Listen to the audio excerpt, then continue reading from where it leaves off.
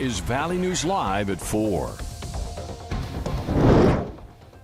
Good afternoon, everyone. Here's a look at today's top 4 at 4. A Marshall County, Minnesota teacher has resigned after more than 10 former students have come forward with allegations of sexual harassment, grooming, and cyberstalking. Here are the victims' hair-raising statements and the district's response tonight on Valley News Live at 6.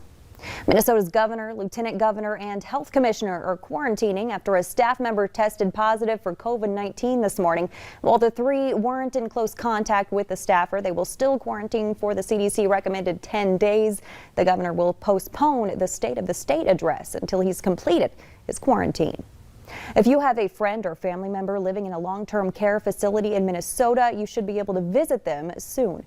The Minnesota Department of Health released new guidance today for visitations and outings in long-term care facilities. The health department recommends meeting outdoors if possible, and fully vaccinated residents still wear masks when in close contact with visitors. You can find the full list of guidelines on our website, valleynewslive.com. Just click on this story.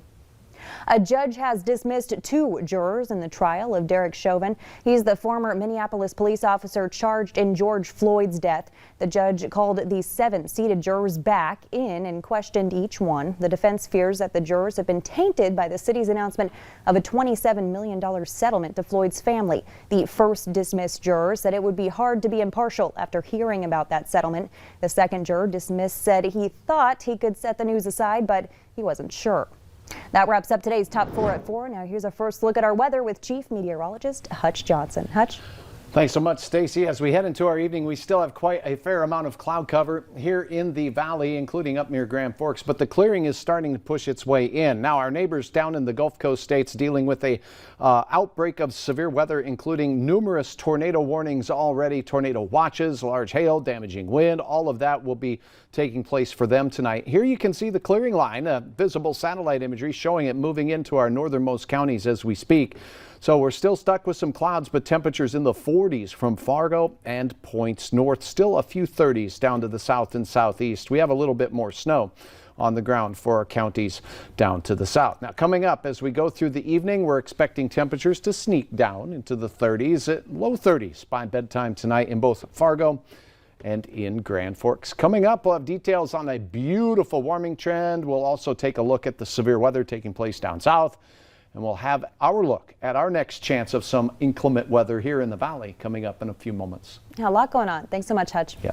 West Fargo schools will not switch to distance learning, so teachers can become fully vaccinated. On April 1st, about 800 WFPS staff will be eligible for their second dose of the vaccine. The district says students will report to school as normal on that day. There's already no school on April 2nd and 5th. For the Easter holiday. The district also announced that it plans to bring back some programs, activities, and events that had been put on pause. Over the next 2 weeks, we'll hear more about high school graduation ceremonies, parents and buildings, field trips, elementary after-school activities, book fairs, field days, and year-end celebrations. The World Health Organization says COVID vaccinations using the AstraZeneca shot should continue. The Vaccine Safety Panel released these recommendations this morning. According to the statement, scientists will continue to review data for the vaccine after it was linked to reports of blood clots. However, they say that the benefits outweigh risks.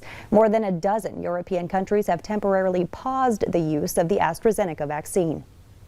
Distribution of the coronavirus vaccine is growing, but scam artists are seeing a growing opportunity. Nichelle Medina reports.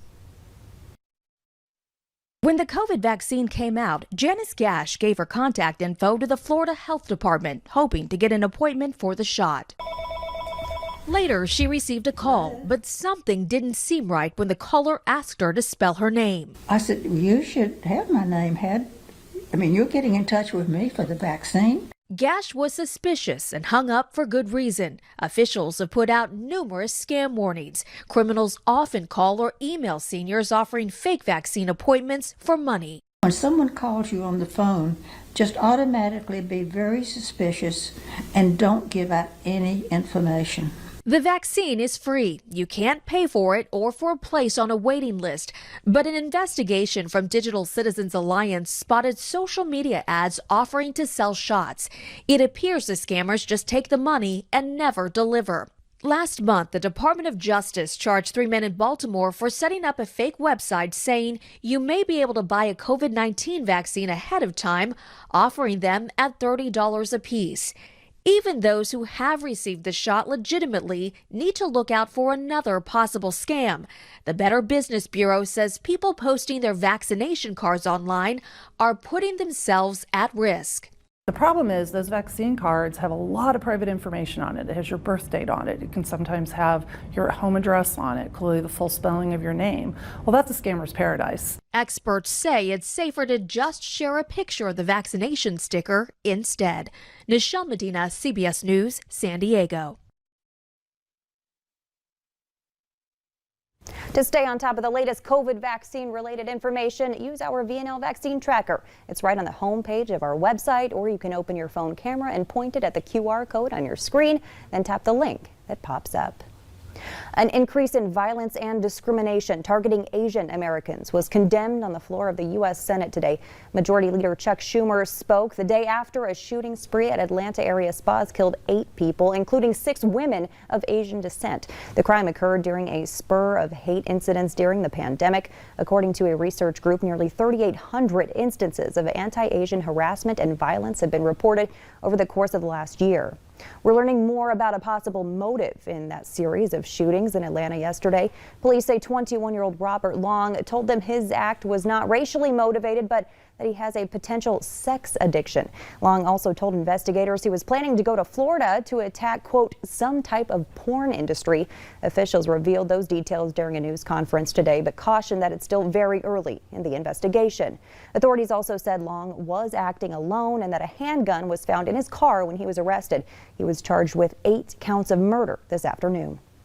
If you haven't gotten your stimulus check yet, don't worry. The U.S. has only issued about 90 million payments so far.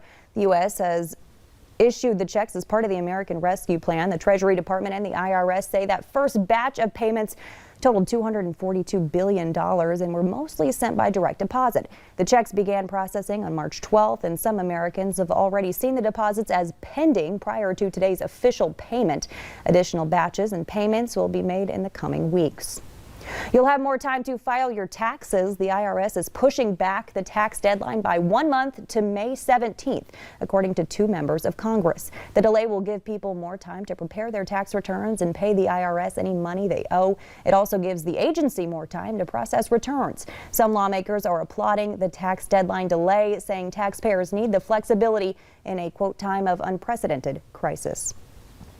Grand Forks Mayor Brandon Bochenski will deliver his State of the City address in just a few hours. Mayor Bochenski is expected to discuss the pandemic, accomplishments over the past year, and future projects that will move the city forward. We'll be streaming that speech live on valleynewslive.com. We'll also have the highlights tonight on Valley News Live at 9 and 10. It's St. Patrick's Day, and this weekend the Downtown Community Partnership is hosting the annual St. Patrick's Day Parade. The parade starts at 11 a.m. and will head north down Broadway, ending at 4th Avenue. It's a family-friendly event, and everyone is encouraged to wear green, grab a mask, and remember to keep some space between you and others watching the parade. The event will include live music, Irish dancers, horse and carriage rides, and a free petting zoo. And it's a big week for college football fans up and down the Red River Valley. NDSU is taking on UND Saturday at the Fargo Dome. The pregame show starts at 1:30. Kickoff is set for 2:30. As always, we have the best seat in the house for you on KBLY. If you have the opportunity to go and spend some time, you should do so. Up next, how virtual reality is transporting seniors to faraway places without needing to leave their nursing homes. And a break in the clouds at times today in the FM area makes us all smile as temperatures will be on their way up. Spring-like weather for the beginning of spring. That equinox is this weekend. I'll have details on how warm we get right after this.